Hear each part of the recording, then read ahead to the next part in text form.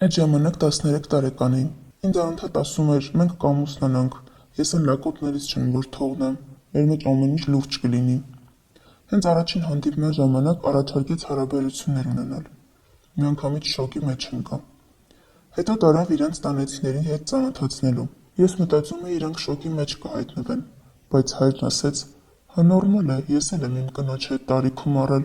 Արդեն երկրորդ ամսից սկսեց իմ համար տհաճ դառնալ։ Զզվում էի իրանից։ Հոկտեմբեր ամիսն էր, նորմալ չէինք շփվում։ Զգում էի, որ մեջս մի բան շարժվում է։ Իրան կանչեցի, ասեցի՝ մի բան արա, թեստ առ։ Ասում էր թանկ ա, չեմ կարող առնեմ, աշխատավարձ չեմ ստացել։ Գնացի իրանց տուն, պատմեցի ծնողներին, որ հղի եմ։ Ասեցին վերջ, դու հիմա էս տան հարսն ես մնալու։ Մոտ 20 օր եմ մնացել այդ տանը մի կերպ։ Այդ ընթացքում տարան ոստիկանություն, որ դիմում գրեմ, թե իմ կամքով ամեն բան եղել։ Ես եմ խաբել տարիքս եւ այլն։ Ու արդյունքում ոստիկանությունը գործը փակեց։ Հետո զանգեցին մամային, որ գա ինձ տանի։